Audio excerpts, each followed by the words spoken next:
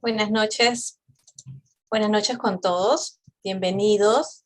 El día de hoy el Instituto Confucio PUC, junto con el colectivo Tusanaje y el Centro de Estudios Caribeños de la Pontificia Universidad Católica Madre y Maestra de República Dominicana, presentamos con mucho gusto el libro La presencia china en el Gran Caribe, ayer y hoy.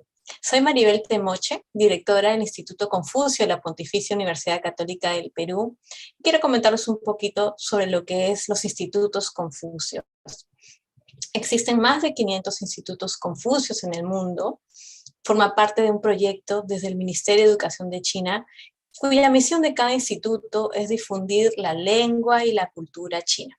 En nuestro caso, el Instituto Confucio de la Pontificia Universidad Católica del Perú ha cumplido el pasado marzo 13 años difundiendo la lengua y la cultura china. Nosotros buscamos llevar cada vez más a las personas el conocimiento y ser un puente entre ellos para que conozcan más sobre China, su cultura y su historia. Y justo el día de hoy, la publicación de este libro nos va a ayudar a entender parte de la historia relacionada a la migración, a la presencia china en el Gran Caribe. El día de hoy nos van a acompañar parte de los autores, que ya los presentarán, y bueno, les espero que puedan ustedes conocer un poco más de esta publicación y también conocer más de las actividades que nosotros como Instituto Confucio difundimos. Le voy a dar el pase a Rebeca Carrasco, que es miembro del colectivo Tusanaje, que también nos dará una presentación sobre el colectivo y sobre el evento. Bienvenida, Rebeca, te doy el pase. Buenas noches con todos los invitados. Buenas noches, a nombre del Centro Cultural Digital Tusanaje le damos la más cálida bienvenida.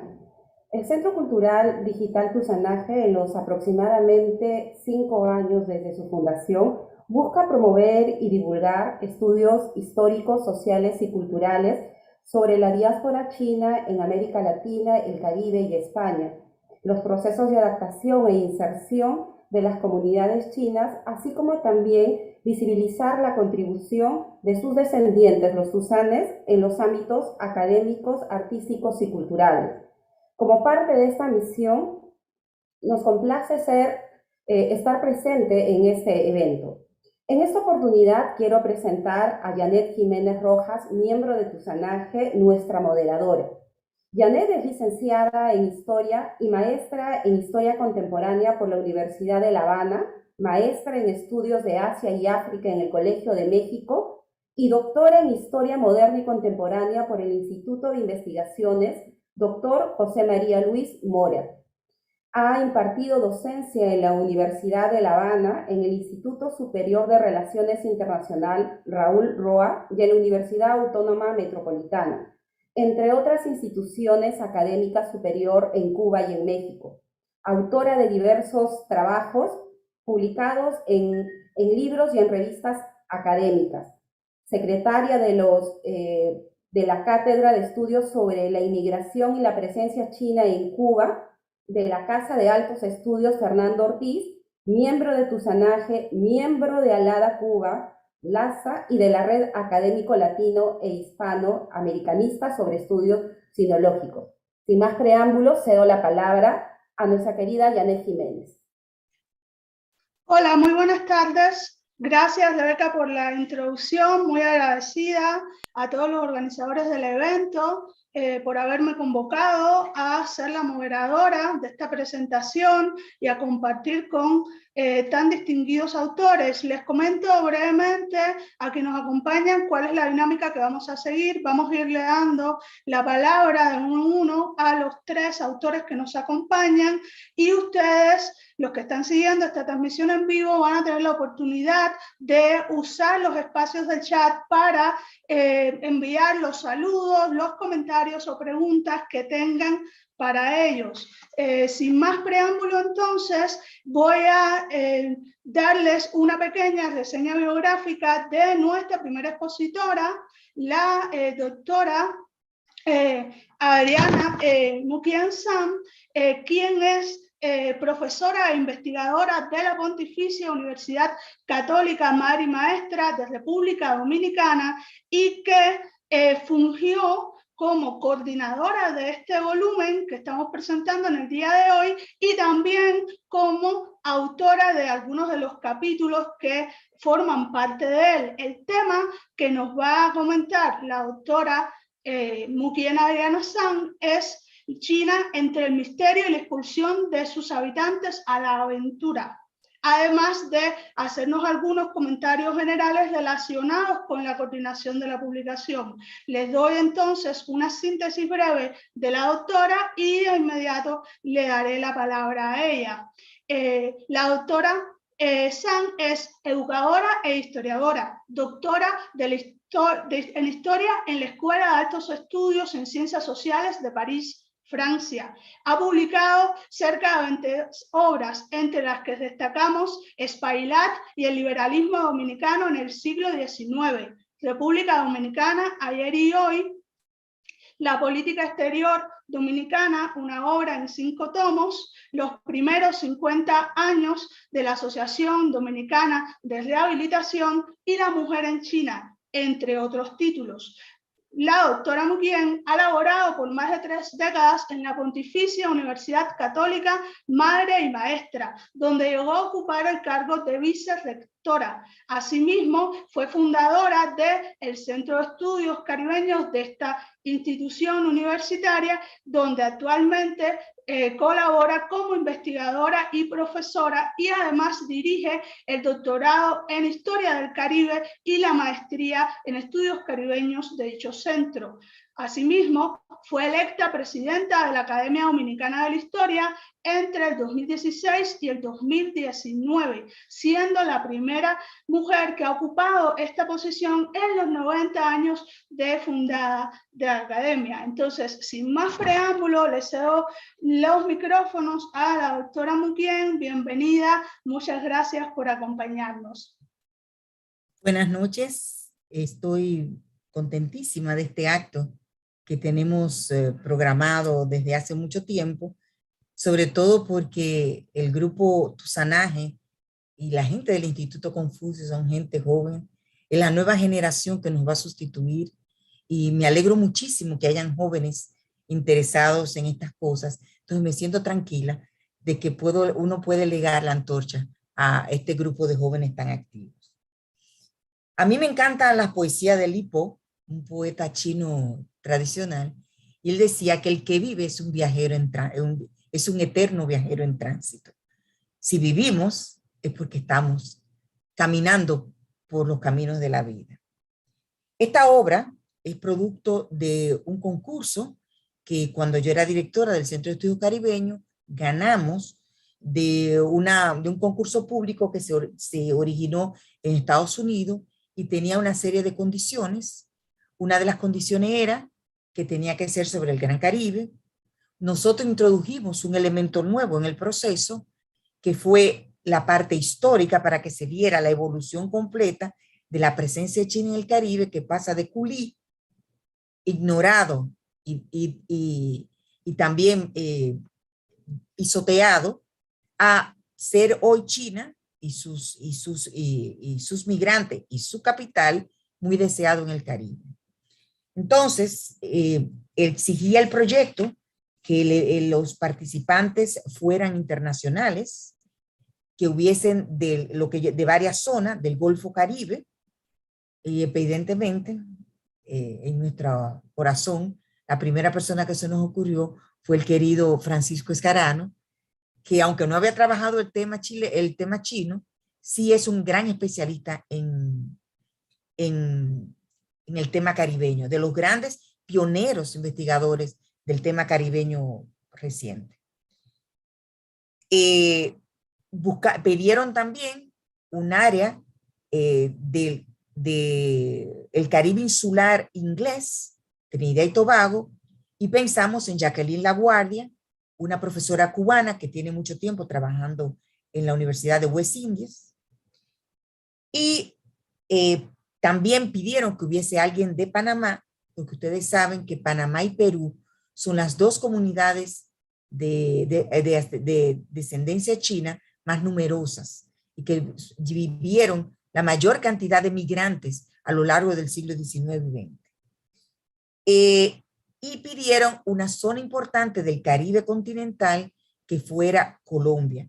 Y entonces está con nosotros aquí esta noche y mediante un acuerdo que tenemos con la universidad que ella trabaja, que es la Universidad de Magdalena, nosotros llamamos a nuestro amigo y vicerrector de investigación que nos sugiriera una persona con este perfil que fuera economista, y surgió el nombre de Edna Bayona, y de verdad me siento feliz de que nos conociéramos en este proceso porque fue muy interesante. Fuera de ellos, trabajó también Luis Álvarez López, un dominicano que vive en CUNY, y Sonia Abu, una descendiente de China, 2 veces migrante, hija de migrante y migrante en Estados Unidos. Tanto Luis como Sonia trabajaron el tema de la diáspora y la segunda y tercera generaciones.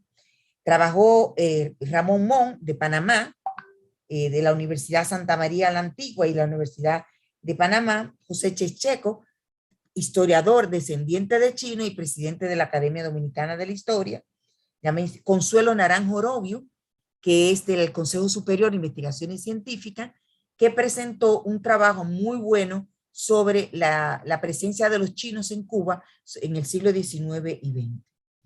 De la universidad trabajamos, aparte de mí, Wilson Enrique Genao, que hizo una reflexión sobre el Caribe como una zona de migrantes, Fernando Ferrán, que hace una reflexión antropológica cómo las segundas y terceras generaciones se incorporan a las sociedades y no sufren el rechazo de las primeras generaciones. Arturo Martínez Moya, que trabajó junto con Edna toda la parte económica presente del Caribe. Edna trabajó el último periodo, Arturo trabajó hasta el año 50, y sobre la presencia económica china en República Dominicana. Y por último, Miguel Sambén, mi hermano, que trabajó el tema de la geopolítica entre los conflictos entre la China continental y Taiwán. El libro consta de 3 partes. La primera parte está compuesta por 7 capítulos que tiene la historia de China, el misterio, la fantasía, la guerra y las migraciones. Las migraciones, como dije, la parte histórica, la presencia en el Golfo Caribe, que fue lo que hizo Francisco Escarano. El segundo apartado, estudio de caso, de esa parte, tiene un estudio de caso en Trinidad y Tobago, de Panamá y Cuba.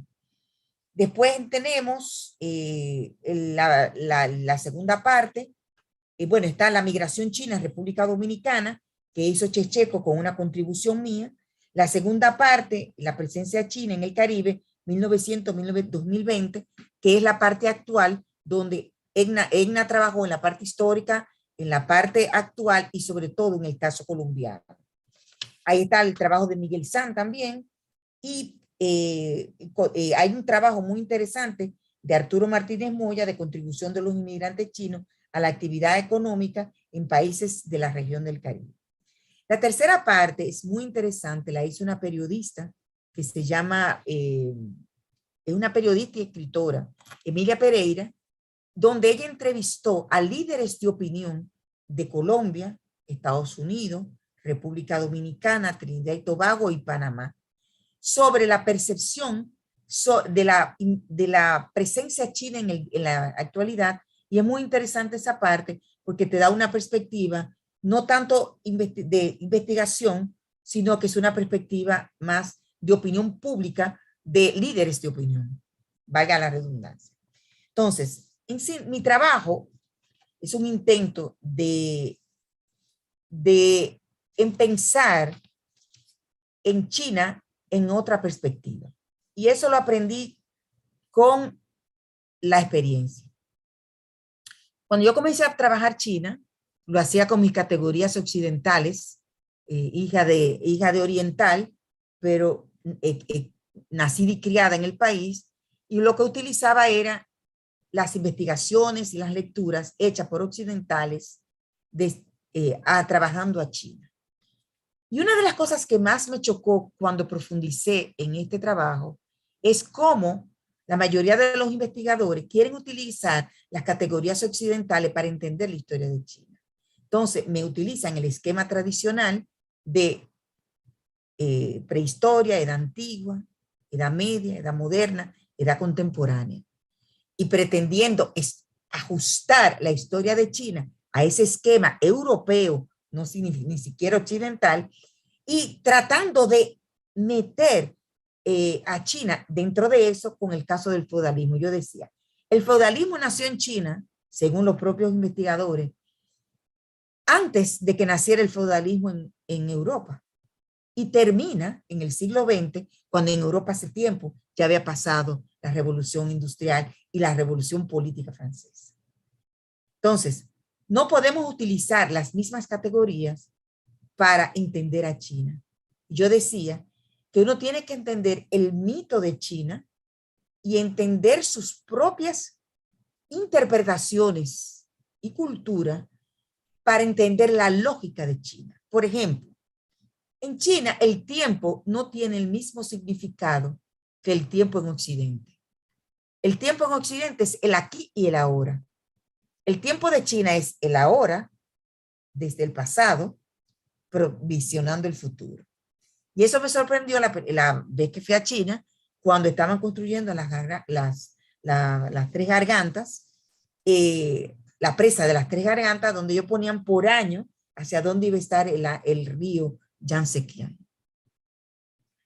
Ese río que era mitológico en mi familia, porque mi padre tenía una imagen del río Yangtze-Kiang, y cuando yo lo vi, yo pensaba que era interpretación pictórica de los chinos, y realmente era así, lleno de brumas, como estaba en la pintura.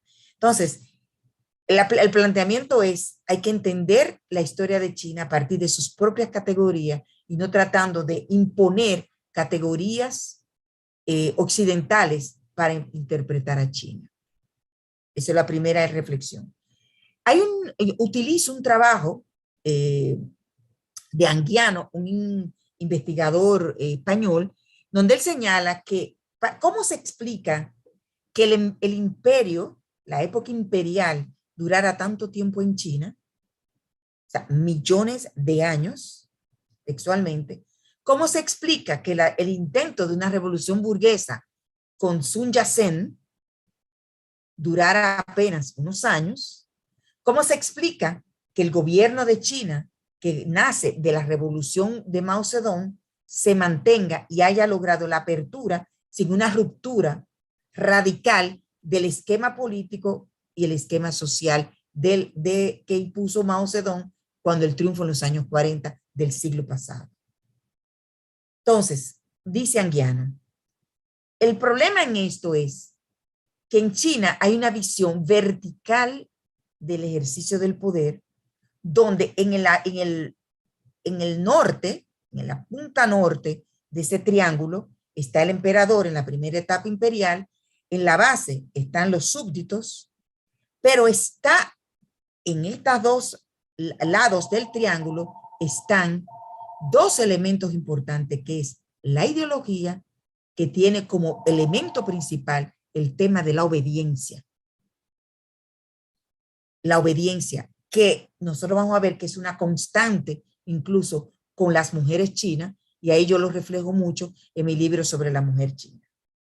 Anguiano sostiene que el cambio hacia la revolución china se mantiene el mismo esquema, con la diferencia que no es el emperador el que está arriba, sino es el Partido Comunista, y que la doctrina, que antes era la doctrina confuciana, que se puso como elemento doctrinario del Estado chino desde las dinastías de algunos, hay diferencias de cuándo surgió eso. Yo lo digo en mi libro de la mujer china, no hay coincidencia de cuándo se impuso la doctrina confuciana, pero sí es mucho antes del nacimiento de Cristo.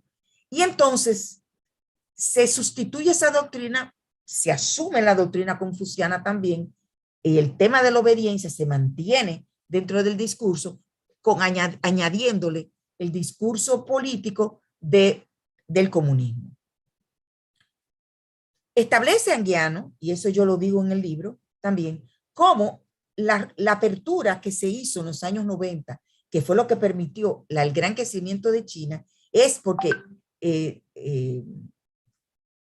Deng Xiaoping abre un poco, a sabiendo del riesgo que suponía la apertura de China, y en esa apertura de China se introducen elementos nuevos que provocan crisis política, como lo que sucedió en la plaza de Tiananmen. Sin embargo, fue lo suficientemente inteligente para mantener el pueblo controlado a pesar de esa apertura mínima, que es distinto a lo que está ocurriendo ahora con el caso de Jinping. Han cerrado en China, pero han abierto al público exterior, que es el triunfo de China con el modelo actual.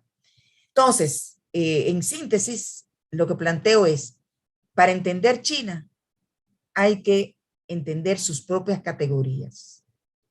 El concepto del orden, el concepto de la obediencia, el concepto del tiempo, el concepto del trabajo sin tiempo, eso es muy importante. Y tú encontrarte un artesano chino de pintarte una botella que cuesta $2 con el pincel por atrás para venderlo en $2 y pasarse 24 horas haciendo una pintura al revés para que el que lo vea de frente, lo vea completo, él no le importa si termina bien el trabajo. Eso es un tema. Y yo pienso que, y ahí me gustó mucho un libro que encontré, las 36 tácticas de China. Es un libro muy interesante donde te dicen cómo se manejan los chinos. El enfrentamiento, por ejemplo, no es parte de la cultura china. El enfrentamiento, si uno se lee los clásicos chinos del taoísmo y los clásicos chinos del confucianismo, uno se va a dar cuenta que los chinos enfrentan de frente, valga la redundancia, cuando no tienen otra opción. Pero normalmente los chinos atacan la realidad y los elementos por los laterales. Y ese libro lo puede uno encontrar por internet. Yo lo encontré por internet, me lo leí, y eso es una maravilla para tú entender esa lógica del comportamiento, cómo actúa China, y eso se evidenció en la pandemia. Y China, por ejemplo, fue que salvó a América Latina con su Sinovac y las otras vacunas ante la imposibilidad del Coloso del Norte de darnos la vacuna. Entonces, ese es el planteamiento en síntesis de que hay que seguir profundizando para entender China, y sobre todo la China de hoy, que muy bien combina los elementos de la China tradicional con los elementos de una China moderna, que tiene hoy día una vocación imperial y que es hoy día un polo de poder que está preocupando a todo Occidente. Y hay un libro reciente que acabo de leer, que publicó un español, donde él habla: China ha evidenciado que la unidad europea es el punto más débil. China ha evidenciado que Estados Unidos estaba viviendo en sus propios laureles, y China ha evidenciado que en silencio ha ido tomando una posición geopolítica importante. Estos son elementos para la reflexión.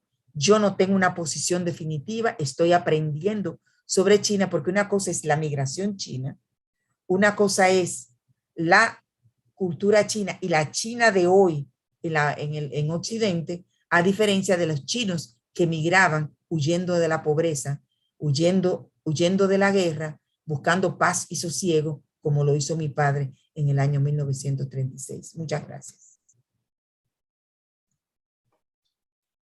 Muchas gracias, doctora, por compartir sus experiencias con relación a la publicación del libro y muy particularmente con aquellas secciones en las que usted estuvo involucrada. De lo que acaba de decir, rescato muy puntualmente, pues justo algo que señaló con insistencia, que es leer a China en sus propias claves. Creo que esto es un muy buen mensaje para aquellos que estén interesados y nos acompañan. Entonces, sin más dilación, voy a presentar a nuestro segundo expositor, que es el doctor Francisco Escarano. El doctor es profesor emérito de la Universidad de Wisconsin y nos va a estar comentando acerca de China y los Estados Unidos, de la migración a la geopolítica. Con respecto a su trayectoria, me gustaría decir que él fue profesor de Historia de América Latina y el Caribe en la Universidad de Wisconsin-Madison desde 1989 hasta el 2016. Asimismo, formó parte de la Universidad del Sagrado Corazón de Puerto Rico, de la Universidad de Puerto Rico y de la Universidad de Connecticut. Su investigación inicialmente se concentró en la historia económica y demográfica del Caribe, analizando las plantaciones, y últimamente se ha orientado mucho más hacia la historia médica, cultural y política. Actualmente sus intereses de investigación incluyen la historia social y cultural de los campesinos caribeños, especialmente de los jíbaros de Puerto Rico, y la interacción y conflicto entre los sistemas médicos de las sucesivas formaciones imperiales de España y los Estados Unidos en la historia de ese país. Entre las publicaciones del doctor Escarano destacan Inmigración y clases sociales en el Puerto Rico del siglo XIX, Puerto Rico, 5 siglos de historia, Cuba, contrapuntos de cultura, historia y sociedad, entre otros. En este momento se encuentra trabajando en 2 títulos. Uno de ellos sería Jíbaro Masquerade, Peasants, Politics and Identity in Puerto Rican History, y el otro, La Mascarada Jíbara y otros ensayos. Bienvenido, doctor Escarano, le cedo la palabra. Muchísimas gracias, profesora Jiménez. Encantadísimo de estar aquí con ustedes. Y luego de haber escuchado esa magnífica exposición de mi colega Muquien. Mi contribución a este libro que hoy presentamos consiste en 2 ensayos entrelazados, aunque la conexión entre ellos no sea a primera vista ni directa ni obvia. El primero esboza la presencia china en el Golfo Caribe y se concentra en un periodo de 130 años aproximadamente, entre la independencia hispanoamericana y el fin de la Segunda Guerra Mundial. En él me concentraré esta noche. El segundo de los capítulos discute las relaciones sino-estadounidenses desde el inicio de la Guerra de Corea en 1950 y hasta el presente. Vistos en conjunto, trazan una línea muy fuerte entre los 2 países más populosos del Pacífico entre el siglo XIX y el actual, una relación que comenzó con la migración voluntaria o involuntaria de trabajadores y se ha convertido en la competencia mundial más consecuente de los últimos tiempos. Durante las últimas 6 décadas del siglo XIX, los chinos fueron uno de variados grupos asiáticos, se estima, eso sí, que el más numeroso, en atravesar el Océano Pacífico y radicarse en las Américas. Los destinos fueron variados y distantes: Estados Unidos, Perú, Brasil, Cuba, México, Panamá, etc. A diferencia de los migrantes del periodo colonial, que provenían del Pacífico, de la China y de Filipinas y otros países, muchos de los que arribaron entre 1847 y 74 lo hicieron como braceros contratados o trabajadores reclutados mediante artimañas y tretas por poderosas compañías marítimas y destinados a reemplazar a los esclavos de la economía de plantación o a suplir la necesidad de mano de obra en minas y ferrocarriles. A estos braceros provenientes de China o India se les solía dar el nombre de coolies o coolies, vocablo peyorativo aplicado a ciertos asiáticos de baja condición social. En casi todas las naciones, estados o colonias, donde se asentaron estos migrantes, se les consideró deseables como fuerza de trabajo, mas no como ciudadanos potenciales. Esa fue la ambigüedad fundamental que condujo con los años a políticas vacilantes y contradictorias hacia los moradores asiáticos y a una persistente subordinación provocada por actitudes de desdén o desprecio. También influyó en las decisiones individuales de los inmigrantes en lo relativo al destino seleccionado. Como en muchas otras cosas, el asunto medular en las Américas resultó ser la percepción de diferencias basadas en la raza, es decir, ideas formuladas sobre el otro a base de una combinación de fenotipo, los rasgos observables de una persona, su etnicidad y su cultura. A pesar de que en las excolonias inglesas, las luso-hispánicas, se aplicaron grosso modo dos modelos bastante diferentes de clasificación racial, la presencia de los chinos y otros asiáticos en Estados Unidos y México los complicaron y confundieron. Si bien a los migrantes asiáticos se les clasificó principalmente como no blancos, en la mayoría de las sociedades de colonos, Australia, Canadá y Estados Unidos principalmente, hubo excepciones notorias. En territorios estadounidenses del Golfo Caribe, las fronteras raciales se definieron menos rígidamente que en lugares como California.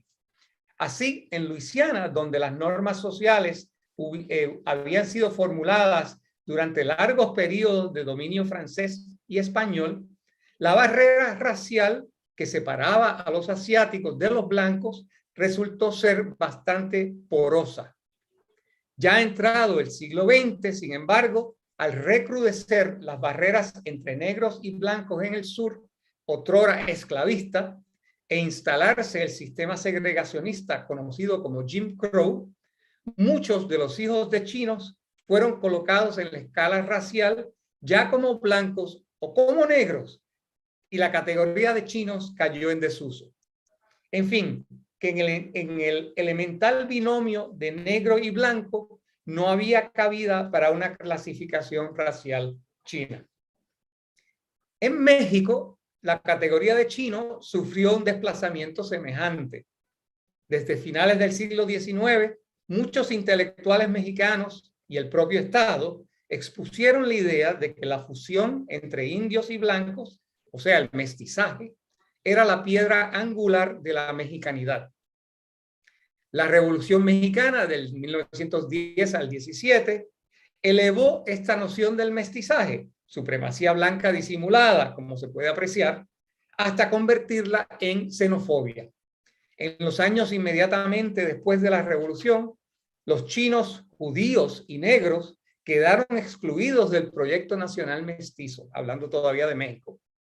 Procesos muy similares de exclusión operaron en naciones en las que la migración china había constituido comunidades importantes como Perú, Cuba y Estados Unidos.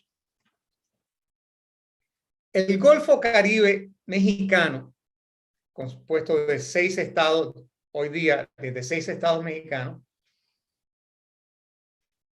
marcó un espacio de asentamiento chino esencialmente diferente al de su semejante estadounidense, que se compone de 5 estados norteamericanos.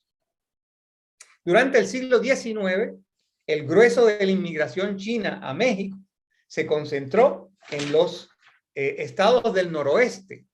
En el Golfo Caribe, la migración fue bastante exigua durante la mayor parte de ese siglo, pero la situación dio un giro fundamental durante el Porfiriato en el siglo siguiente, la Revolución y años subsiguientes.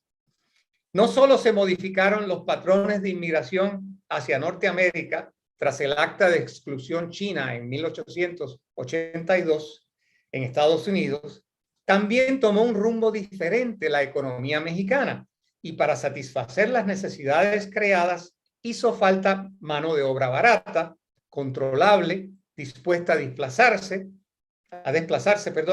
pero a la vez no cautiva, condiciones todas ellas que los chinos solían satisfacer.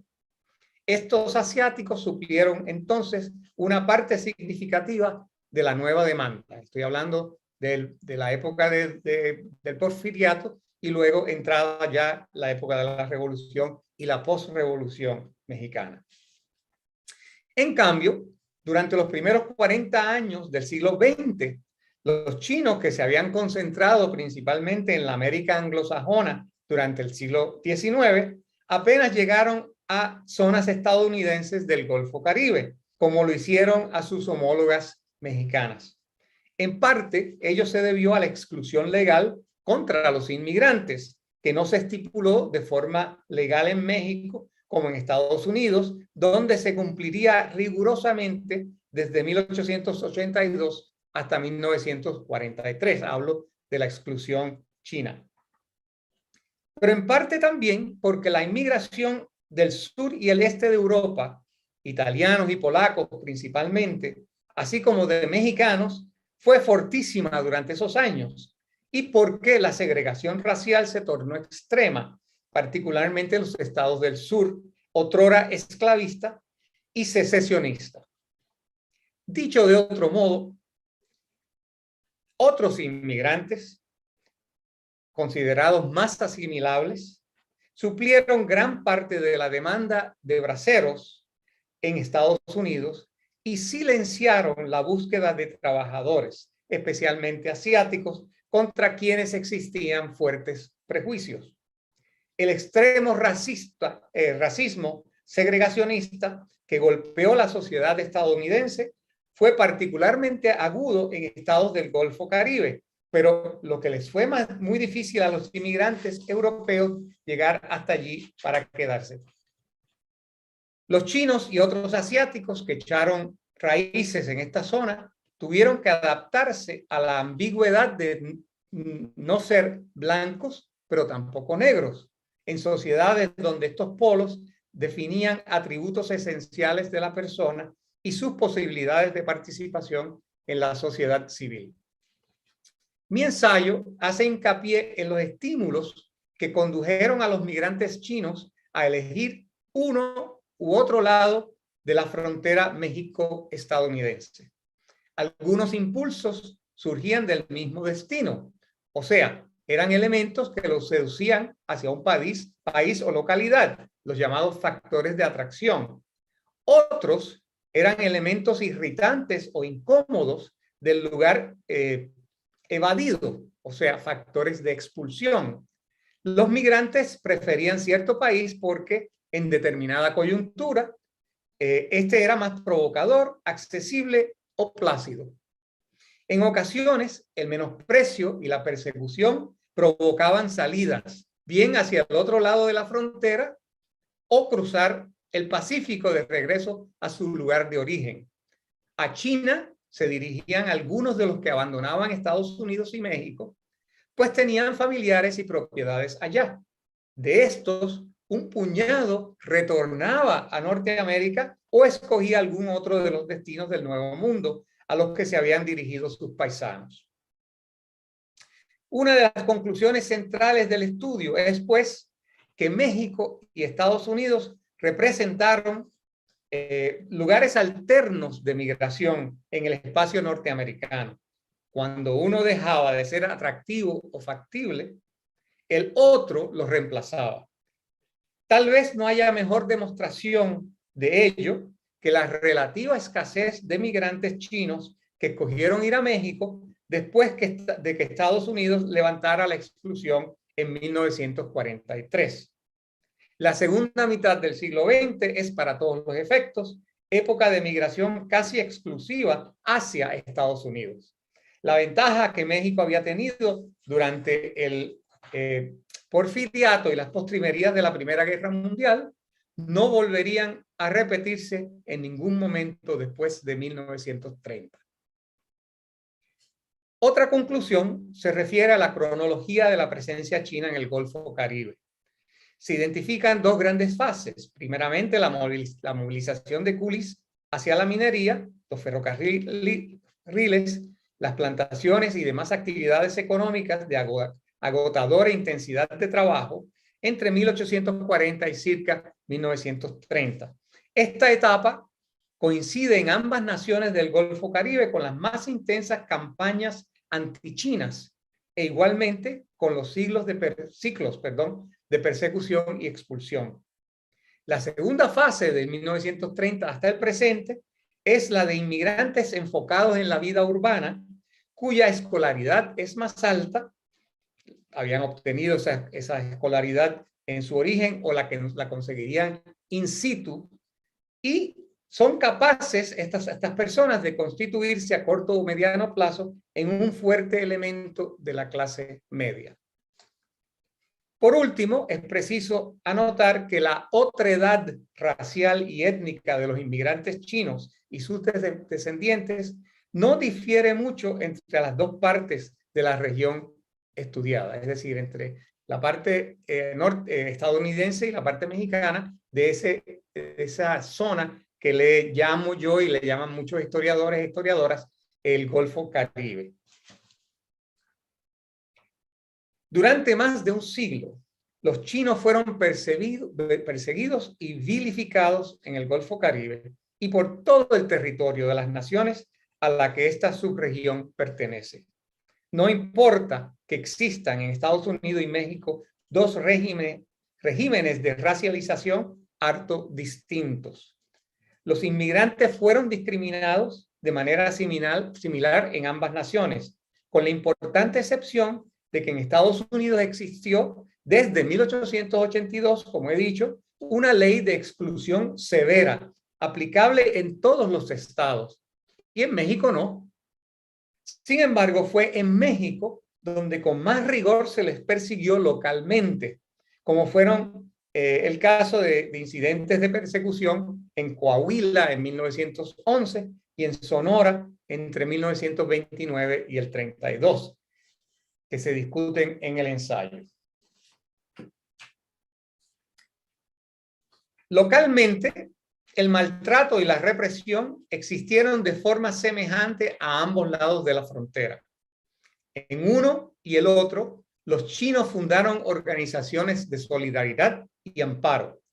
Un conjunto de variables, el éxito económico de los migrantes, por ejemplo, o la competencia con las fuerzas vivas de la localidad, la coyuntura política local o nacional, los patrones de asentamiento, si se aglomeraban en los barrios chinos o no lo hacían. Todo eso determinaron el éxito o fracaso de esas organizaciones de solidaridad y amparo. Observemos, además, cómo algunas conductas demográficas ofrecen pistas sobre las defensas a las que acudieron. Como era de esperarse, tratándose al principio de una población abrumadoramente masculina, la práctica de formar parejas con mujeres nativas fue bastante común en las dos bandas. Debido a que en Estados Unidos existía la segregación entre personas negras y blancas, sin embargo, no sorprende el hecho que los chinos prefirieran casarse con estas últimas. La condición social ventajosa de las mujeres blancas convertía las uniones con ellas en un mecanismo de avance social, útil para esquivar los prejuicios de la población mayoritaria e integrarse cabalmente a ella. Como en tantos otros casos de poblaciones inmigrantes, el matrimonio estratégico fue una de las herramientas de las que se valieron los chinos en el Golfo Caribe para la integración social. Si fuéramos a juzgar de dicha maniobra por la simple supervivencia y acrecentamiento de la comunidad étnica, se podría suponer que Estados Unidos, lugar de discrimen racial por excelencia durante la primera mitad del siglo XX, fue irónicamente donde mejor suerte les deparó a los chinos. Tal vez esto sea un reflejo de las oportunidades económicas que allí hallaron los inmigrantes, aunque podrían existir otras variables por considerar antes de llegar a conclusiones más firmes. El segundo de mis ensayos repasa tres coyunturas fundamentales de la relación entre Estados Unidos y China desde 1950. Y esto lo voy a resumir muy someramente. En el transcurso de solo 7 décadas, durante las cuales la inmigración china a Estados Unidos ha crecido considerablemente, estas dos naciones han atravesado periodos de confrontación bélica, alienación o extrañamiento, reencuentro tentativo y finalmente competencia feroz por un lugar sobresaliente en el escenario mundial. Tanto la confrontación como la competencia en el plano económico se han nutrido del antiguo conflicto ideológico entre el capitalismo y el comunismo, uno de los ejes fundamentales del siglo XX a nivel mundial. Sin embargo, dicho conflicto no ha podido encubrir otro, la competencia comercial y militar, que a la altura de la tercera década del siglo XXI se asoma con mayor agudeza y desafío que antes. La solución que se le dé a este desafío tendrá mucho que ver con el futuro del planeta. Podemos concebir una competencia que comprenda un alto nivel de colaboración entre las potencias. Ello conllevaría, desde luego, la participación de otros polos de poder, Rusia, la Unión Europea, Japón, las naciones en vías de desarrollo, etcétera, disfrutando ahora de una mayor tajada de la economía mundial, operando todas estas dentro de un marco de diálogo y comprensión como el que brinda la Organización de las Naciones Unidas. Los retos existenciales del cambio climático y las crisis mundiales de salud y, como hemos visto este año, la acción desmesurada y cruel de los autócratas, sobre todo los que blanden armas nucleares, exigen que ese mundo de colaboraciones nazca ya. La alternativa es impensable. Muchas gracias. Sí, muchas gracias, doctor Escarano, por compartir sus reflexiones y sus aportes a este volumen. Muy interesantes los temas que tocó aquí relacionados con los aspectos geopolíticos, de biopolítica, de las regulaciones, anti-inmigración china y demás. Creo que es algo que puede invitar a todos aquellos que estén interesados en el libro a consultarlo. Entonces ya corresponde el turno de la que sería la última expositora y colaboradora de este volumen de la tarde. Y antes de hacer su resumen curricular, sí me gustaría volver a invitar a todos aquellos que nos acompañan a que coloquen las preguntas o comentarios que estimen pertinentes en el chat, tanto de YouTube como de Zoom, para que al cierre de esta última presentación podamos compartirlas con los autores. Dicho esto, sin más dilación, voy a darles un pequeño resumen biográfico de la doctora Edna Bayona, que es nuestra última expositora. La doctora Edna Bayona es profesora e investigadora de la Universidad de Magdalena en Colombia y va a estar comentándonos acerca de la presencia económica de China en el Gran Caribe.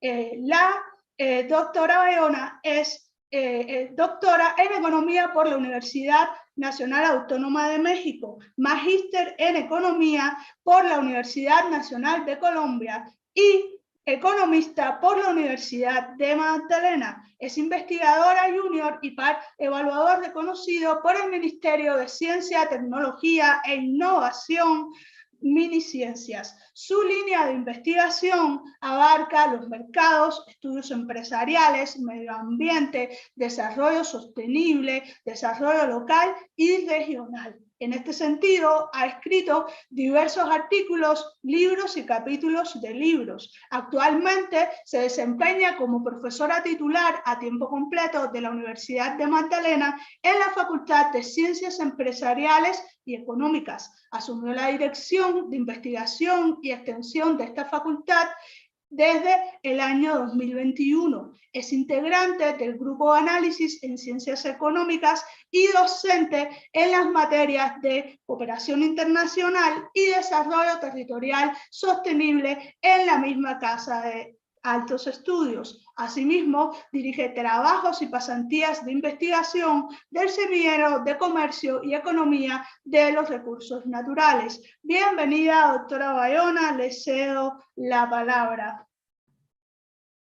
Muchas gracias, doctora Yanet. Buenas noches, gracias por esta invitación que nos hacen.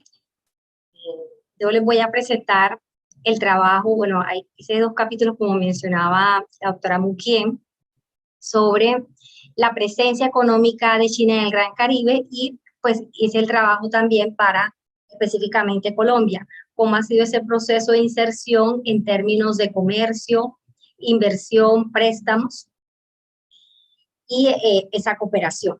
En esta ocasión voy a sintetizar lo que fue el capítulo de la presencia económica en el Gran Caribe, porque pienso que pues, es más interesante, dado que el contexto del público es internacional.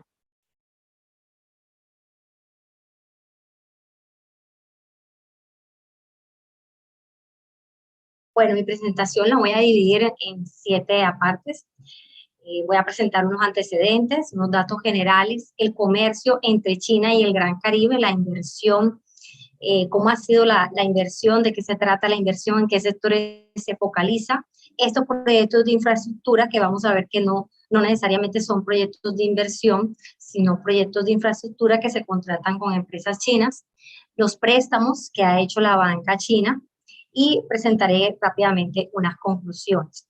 ¿Por qué estudiar el Gran Caribe, la presencia económica de China en el Gran Caribe?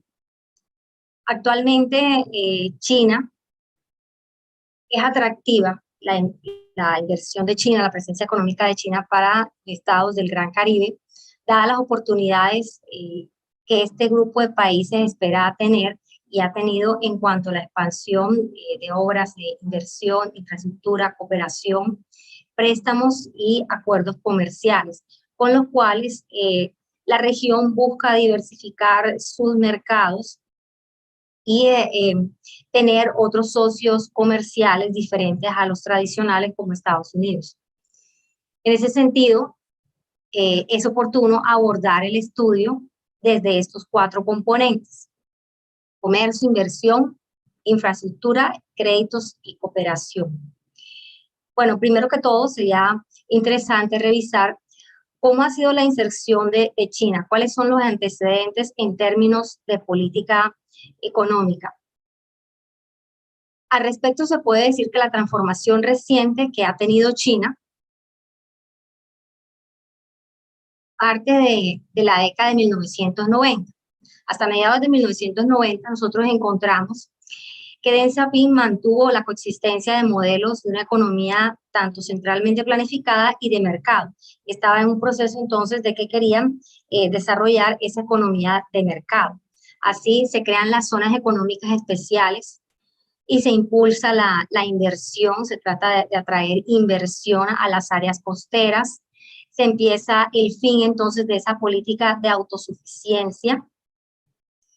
Y después de ese proceso de mejoramiento en cuanto a su producción de manufacturas, en inversión en ciencia, en tecnología, además del desarrollo de centros pues, de investigación, de la consolidación científica, innovación, se empieza entonces la política going out, que busca proyectar a China en el mercado internacional. Se reducen entonces las barreras al comercio y se otorgan derechos a las empresas para que operen en el mercado extranjero. Lo que se busca acá entonces es que las empresas chinas, tanto del Estado como las privadas, empiecen a participar en las cadenas globales de valor, así como Alemania y Estados Unidos. Finalizando la década de 1990, se despierta entonces el interés por ingresar a la Organización Mundial del Comercio.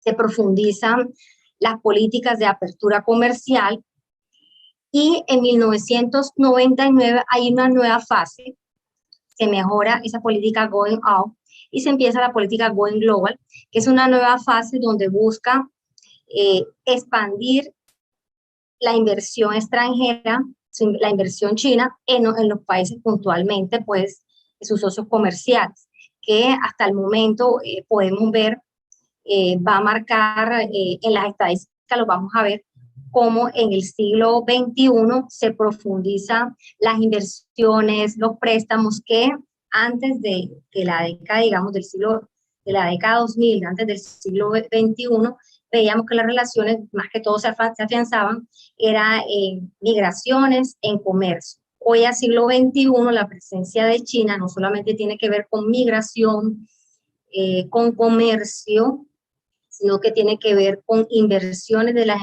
empresas chinas, participaciones en proyectos de infraestructura.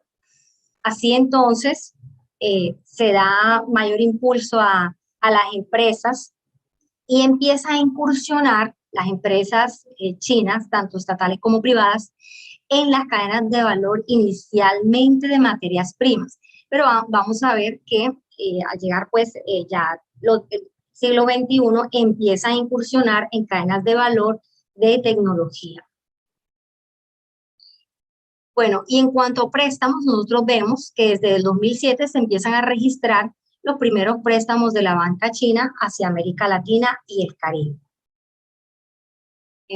Bueno, algo importante, un hecho importante es que China es admitida a la OMC en 2001 y al Banco Interamericano de Desarrollo en 2009. Hasta el momento, con el primer lanzamiento de la política Going Global, China era criticada por el tema pues, del manejo ambiental, la política internacional sobre el tema de la explotación de recursos naturales, las condiciones en lo que se hacía. Y es cuando se empieza, desde el gobierno de Xi Jinping, de que va de 2013 y llegará hasta 2023, en la mejora de esa política, que no solamente se va a focalizar en una inversión per se, sino que va a ser innovadora, y se empieza entonces también a vender el tema de que la producción de China sea sostenible. Así entonces, este mejoramiento en la política Going Global está guiada por dos programas, y es la iniciativa de la Franja y la Ruta, que se focaliza también en los proyectos se materializa en proyectos de infraestructura, y la cooperación en capacidad de producción, que lo vamos a ver ahorita con los países del Gran Caribe. Asimismo, entonces, el presidente Xi Jinping propone una cooperación con América Latina y el Gran Caribe, y propone 6 áreas estratégicas donde dice que debe haber un acoplamiento entre China y el Gran Caribe, dado pues el rezago que nosotros tenemos, que el Gran Caribe tiene en términos sociales y económicos. Se focaliza, por ejemplo, en energía, en recursos naturales, construcción, infraestructura, agricultura, innovación científica, tecnológica y tecnología de la información. Y vamos a ver también que la inversión, lógicamente, entonces se va a focalizar en estas áreas.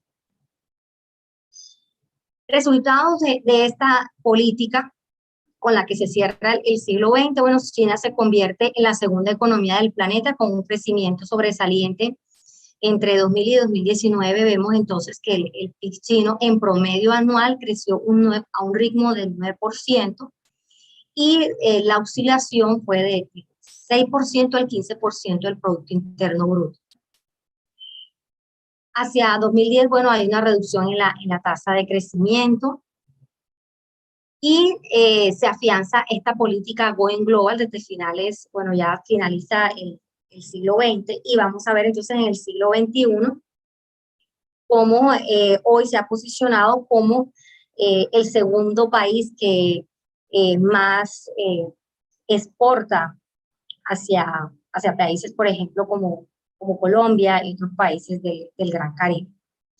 En cuanto a datos generales, que es importante hacer este contraste, es lo que nosotros tenemos respecto a lo que somos respecto a China, en términos comparativos.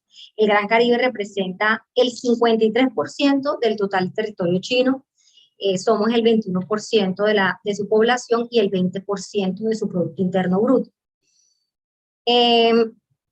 Bueno, nosotros acá tenemos, en cuanto al PIB per cápita, la subregión que más se acerca al PIB per cápita chino es el Caribe continental, con 7.843 dólares anuales.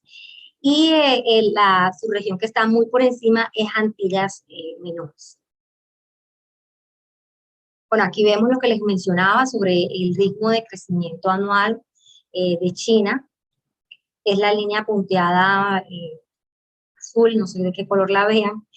Y Estados Unidos, fíjense, crece a un ritmo promedio en 2%, el Caribe continental a un 3%, y las Antillas mayores y menores a 1%.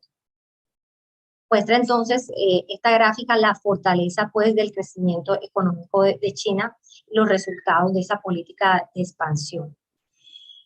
En cuanto a las relaciones comerciales, han sido en general crecientes. Digamos, entre 2014 y 2016, una caída de las exportaciones, y fue debido a la caída de la demanda por importaciones de materias primas de este país, que fue pues algo generalizado. En cuanto a las exportaciones, nosotros encontramos que la región se ha concentrado en combustibles fósiles, combustibles minerales, básicamente. Lo vemos entonces que en este periodo, lo que va corrido del siglo XXI, las exportaciones principales se concentran en combustibles y las importaciones en maquinaria y aparatos eléctricos. Recordamos también hasta juguetes, es decir, nos concentramos mucho en las exportaciones en manufacturas, y nosotros exportamos básicamente materia prima. Bueno, en cuanto a la inversión de las empresas chinas en el Gran Caribe, vale la pena notar que entre 2000 y 2020 se registraron 175 inversiones. De esas transacciones, 158 se hacen en el Caribe continental. Eso ya nos dice que la mayor relación que tiene en cuanto al flujo de factores productivos la va a tener con el Caribe continental. 61% de estas inversiones las hacen empresas de capital privado. 9 transacciones para Antillas mayores y 8 en Antillas menores. Bueno, entre 2000 y 2019 la inversión de China en el Gran Caribe fue de 22.000 millones de dólares. Vemos, como les mencionaba, que los principales destinos de la inversión china para esta región es México, Colombia, Guyana y Venezuela, países ubicados en el Caribe continental. Vamos a ver ya que Venezuela ha perdido preponderancia en cuanto a las relaciones con China debido pues a la crisis económica en la que se encuentra. Bueno, en cuanto al incremento de la inversión, nosotros vemos que es creciente la inversión, y va a coincidir con esa estrategia de la iniciativa de la Franja y la Ruta. Va muy amarrado a eso, y también va amarrado al tema de los préstamos. Es decir, cuando digo amarrado al tema de los préstamos, es porque para el tema de apalancamiento, la financiación de estos proyectos de infraestructura, se hacen a partir de los mismos préstamos que hace la banca china a empresas chinas o a los consorcios que se conforman por empresas chinas y empresas del asocio de países del Gran Caribe, y gestionan pues el apalancamiento de estos proyectos. Bueno, dentro de las principales inversiones, digamos las primeras que se han realizado en la región, encontramos, como les mencionaba, a pesar de que las materias primas son preponderantes para el siglo XXI, nosotros encontramos ya un cambio en el comportamiento de las inversiones. Por ejemplo, para el Caribe continental, en el año 2000, en Huawei llega a México y Colombia. Para Antillas menores encontramos en 2009, es una inversión en el tema del sector petrolero, extracción de petróleo, y para Antillas mayores en 3 complejos azucareros en Jamaica para el año 2010. Si vemos la inversión, ya la discriminamos por las grandes ramas económicas, encontramos en materias primas, miren que ya no es Venezuela, es Colombia 35%, en proyectos de petróleo y gas natural. Otro porcentaje importante es Guyana con el 28%, aluminio, energía hidráulica, Trinidad y Tobago, gas natural. Entonces vemos que es en el tema de energía, México, energía, en general energía y combustibles fósiles. Y algo interesante para el sector inmobiliario y el comercio en general, este nuevo boom económico de China para el siglo XXI ha desarrollado la cadena global de arrendamientos de contenedores, de todo el tema que tiene que ver con la cadena de valor de la movilidad portuaria, el transporte internacional. Es decir, han hecho fuertes inversiones en la transformación de aeropuertos, de puertos, y lo han amarrado todas, han tenido gran trazabilidad, y lo vemos entonces como en Barbados el 26% tiene desarrollo inmobiliario residencial y también participación en la industria global de arrendamiento de contenedores. En Antigua y Barbuda, construcción hotelera, una franja hotelera. En México también vemos operaciones portuarias, que les mencionaba. Y en Venezuela, construcción pues, de proyectos de vivienda residenciales, pero también tiene de comunicaciones y de ensamble, que vamos a verlo ahora más adelante. Bueno, en cuanto a manufacturas, básicamente las manufacturas consisten en empresas ensambladoras, 75%, o sea, principalmente México, ensamble de automóviles, Venezuela un 17%. Bueno, ¿cuáles son las empresas que han invertido? Vemos que para el siglo XXI, lo que va a ocurrir el siglo XXI, 14 empresas chinas han invertido y han representado el 60% de la inversión en el Gran Caribe. Estamos diciendo de que ya hoy China es un gran socio comercial y un gran socio también en el tema de inversión. Y vemos aquí que está no solamente ya en el tema de extracción de metales, minerales, como es la empresa Bosai y de International Investment, fíjense en la franja hotelera y con zona residencial, sino también vemos también en el sector de construcción, es decir, una de las conclusiones a la que puede llegar con estos capítulos, tanto para el tema colombiano como el Gran Caribe en general, es el cambio que tuvo en cuanto el intercambio de flujo de factores y esas relaciones que no solamente ya son comerciales y de migración, sino que ya son otras formas de relacionamiento. Bueno, en cuanto a los proyectos de infraestructura de las empresas chinas en el Gran Caribe, lo discriminé, siempre lo digo en las presentaciones, porque en muchas bases de datos y muchos autores confunden los proyectos de infraestructura como inversión extranjera directa. Se clasifica así en muchas bases de datos. Pero hay que tener mucho cuidado con esto, porque estos proyectos, lo que pasa es que se contratan empresas chinas o consorcios de empresas chinas o empresas de acá del Gran Caribe y hacen el proyecto. Pero la obra la paga los estados las han pagado los estados del Gran Caribe, hacen los préstamos para financiar los proyectos. Bueno, vemos que entre 2007 y 2019 las empresas chinas participaron en 86 proyectos de infraestructura en América Latina y el Caribe, y 27 se realizaron en el Gran Caribe.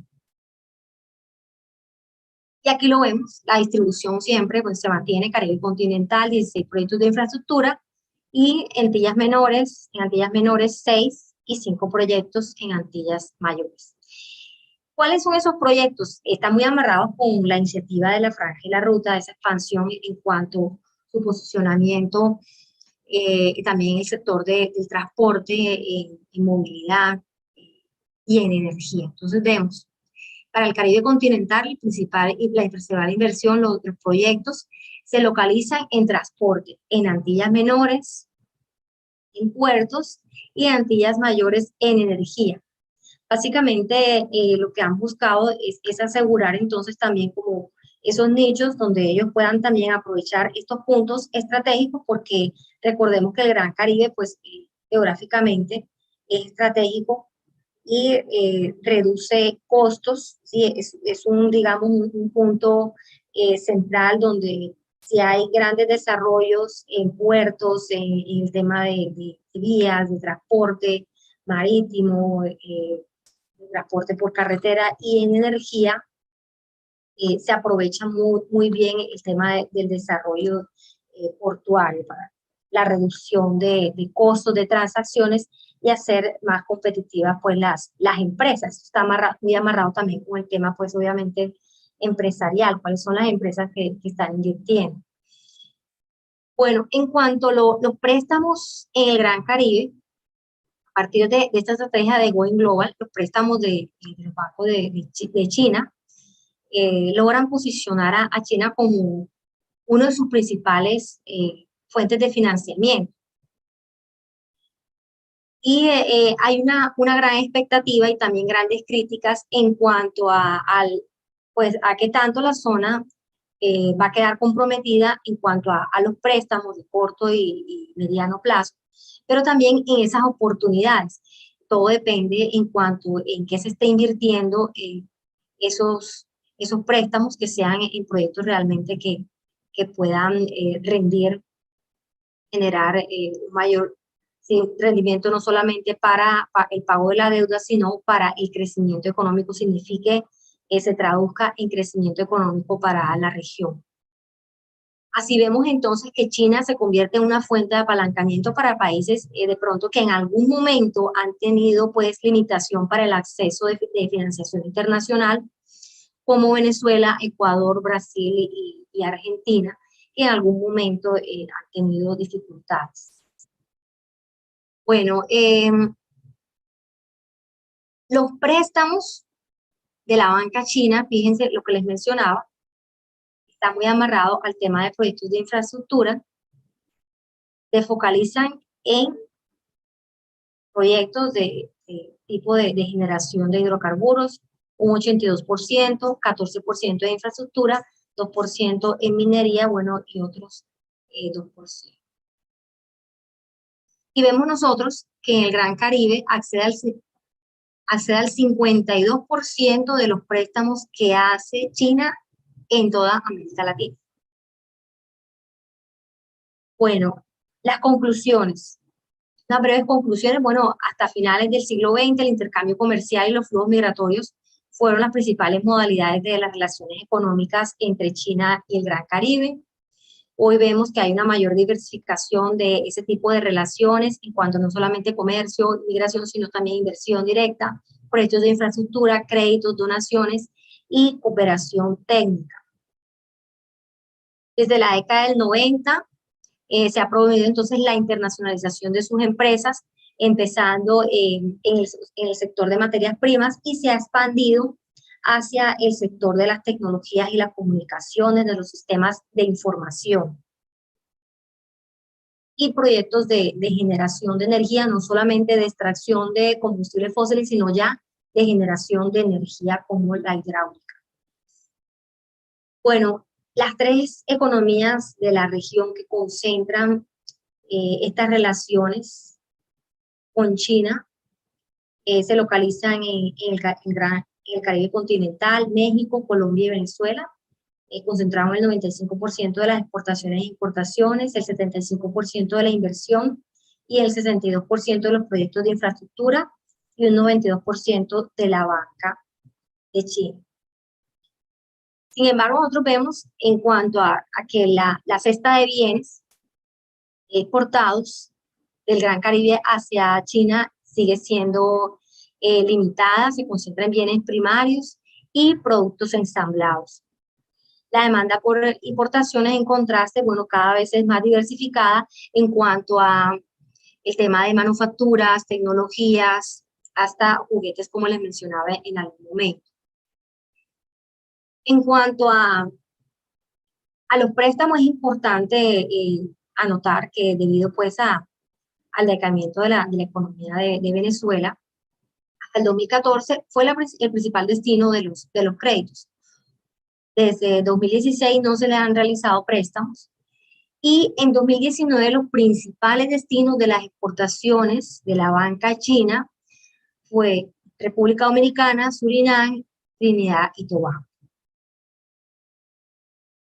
Y bueno, encontramos finalmente que a pesar, bueno, de todo este fortalecimiento que se tiene en términos de inversión, préstamos, comercio, proyectos de infraestructura, solamente 12 países de la región del Gran Caribe han firmado el entendimiento, pues el acuerdo de memorando de entendimiento de la iniciativa de la Franja y la Ruta. Respecto a eso, bueno, algunos estados han sido escépticos y también cabe anotar las ideologías de estas economías. Básicamente, nosotros encontramos que, por ejemplo, en el caso colombiano, sus ideologías han estado más orientadas por la política estadounidense en términos internacionales, y también es uno de los países, en el caso colombiano, que recientemente pues, ha fortalecido los vínculos con China. Bueno, muchas gracias, y esta es la presentación. Hasta aquí los dejo para que podamos responder a las preguntas. Sí, muchas gracias, Egna, por tu presentación. Muy interesante los temas. Ojalá que se animen a participar. Les confirmo que las salas están abiertas para los que quieran transmitir sus saludos y sus comentarios. Y bueno, por mientras se animan, que nos acompañan a hacerlo, yo voy a hacer un par de comentarios importantes con respecto a la publicación y a esta transmisión. Con relación a la transmisión, es importante que sepan que esta grabación se va a quedar alojada en el canal de YouTube del Instituto Confucio de la Pontificia Universidad Católica del Perú, y asimismo después se va a compartir el enlace también en las redes y los canales oficiales de las instituciones que han patrocinado y han coordinado este evento. Se los aviso para que sepan que si quieren regresar a algo de lo que se ha compartido hasta aquí, o quieren compartir las presentaciones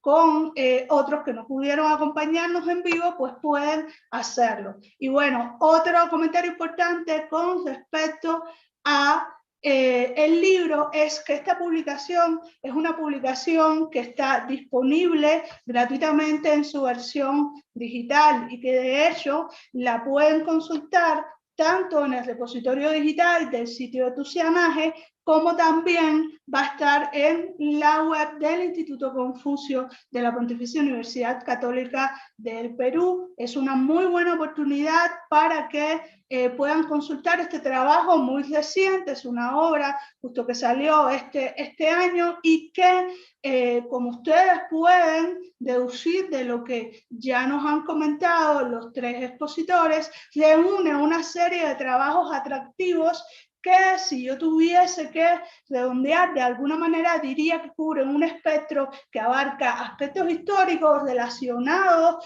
con la realidad política, económica y social de China como nación emisora de inmigrantes desde el siglo XIX a el continente americano, y también con las realidades de los distintos países.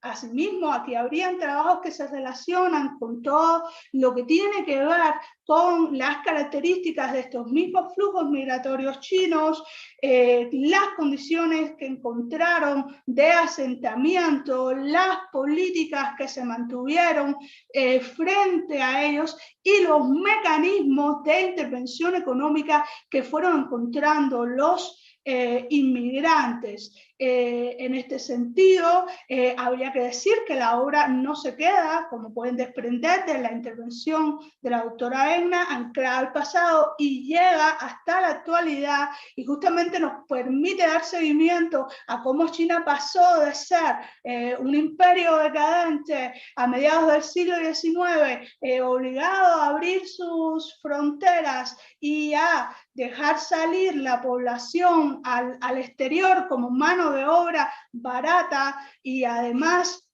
desprovista en la mayoría de aquellos lugares donde se asentó de protección legal y real de parte de su propio gobierno a la China que hemos encontrado hoy en día. O sea, una China que ha triunfado a expensas de la reforma económica y que se ha colocado con el nuevo milenio como una economía importantísima que, según muchos, amenaza a desbancar a los Estados Unidos y que, de hecho, si los incluimos al escenario latinoamericano, ha ido alcanzando un espacio de intervención bastante importante que para estos momentos ya no se restringe única y exclusivamente a estar exportando bienes baratos como en algún momento hizo, o a tener intervención particular en la extracción de minerales, y como bien nos compartió Edna, ya se ha diversificado para cubrir un espectro amplio en inversiones en el área de energía,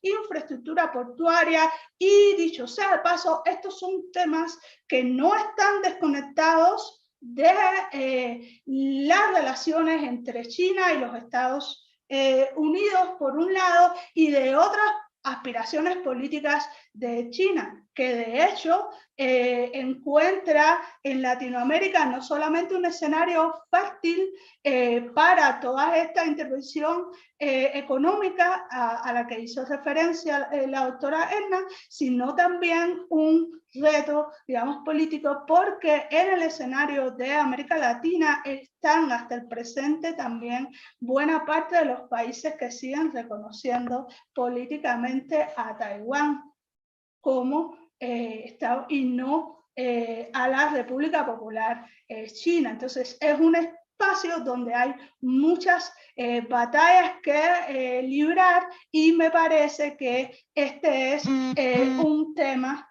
bastante tentador.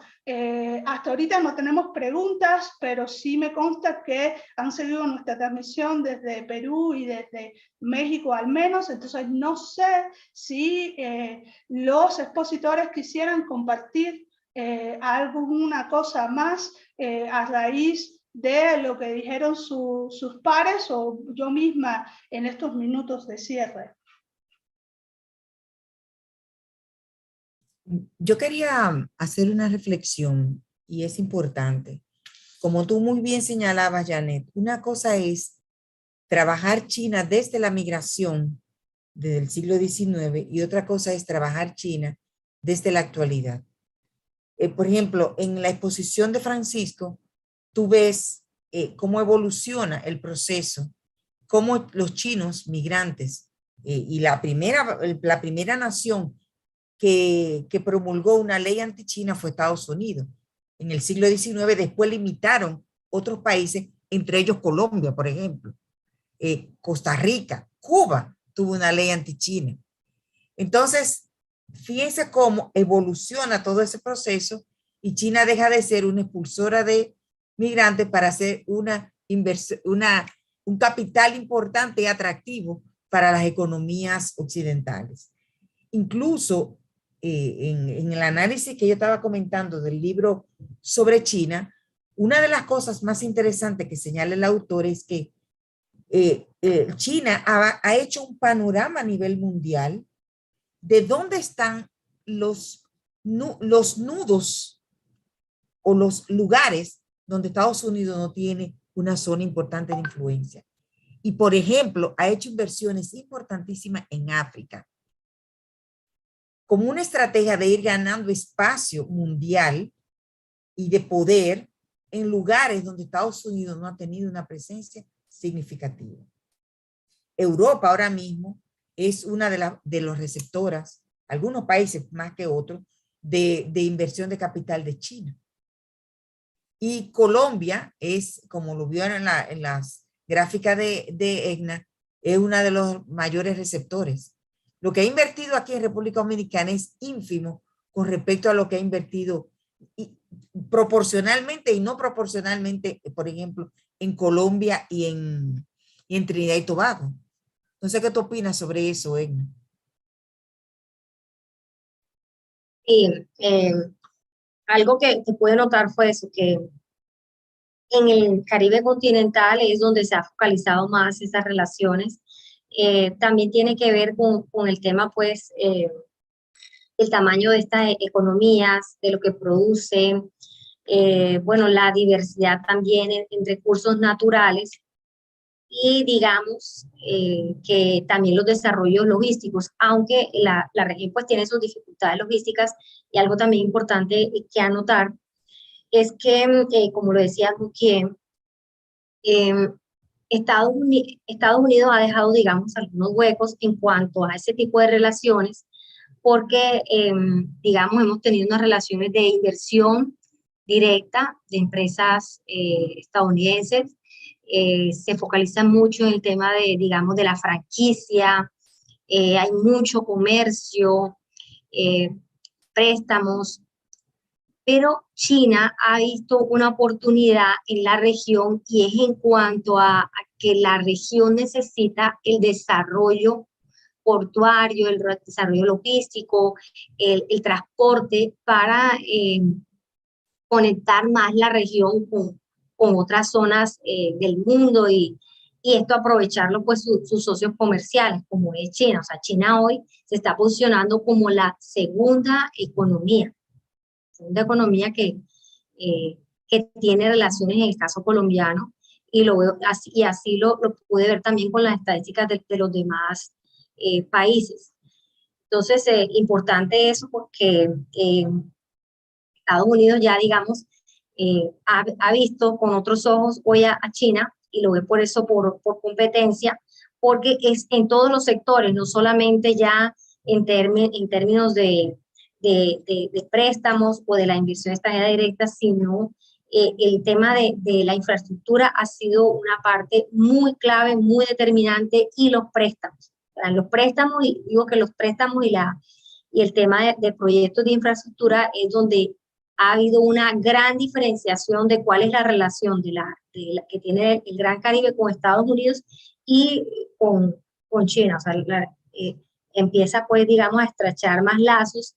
Fíjense con ese tema también de los préstamos que lo está amarrando a los proyectos de infraestructura, que también pues ha sido criticado porque lo que se dice es que algunas economías no van a tener la capacidad de pagar el servicio a la deuda a la banca china. Entonces también hay como esos cuestionamientos, pero bueno, ahí vamos. Sí, muchas gracias por las reflexiones. No sé, profesor Escarano, si quiere compartir algo con nosotros. Está silenciado el micrófono. Sí, ya. No digo que le agradezco a Edna y a Muquien los comentarios porque me aclaran muchísimas dudas que yo tengo y que he desarrollado en la medida en que me he estado adentrando en temas de actualidad. Con relación a la presencia china, la calidad de la inversión, la calidad de la presencia económica, de esa huella económica que han hecho, y cómo se distingue tan claramente de la norteamericana, de la estadounidense y de la europea también. De modo que para mí esto es una clase, es un seminario.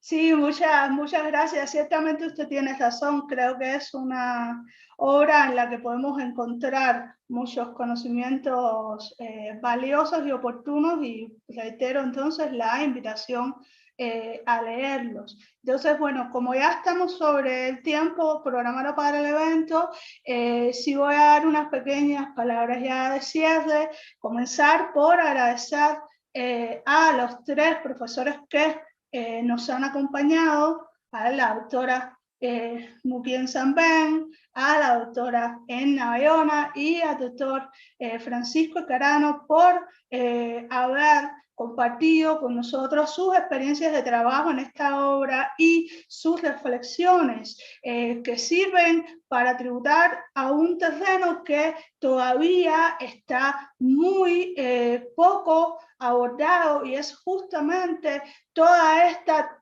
presencia sistemática, histórica, como hemos visto, y de gran actualidad de China en la región del Caribe, porque muchas veces la atención se ha desplazado hacia otras áreas de América Latina, países como el propio Perú, que ha tenido una experiencia de relación bastante importante con China, o China y Estados Unidos, y en este sentido, esta obra viene a sentar las bases de una línea de investigación en la cual todavía hay mucha tela por donde cortar. Reitero el agradecimiento a los expositores y también a los organizadores del evento por permitirme estar esta noche aquí, así como a todos aquellos que nos han estado siguiendo a través de las redes.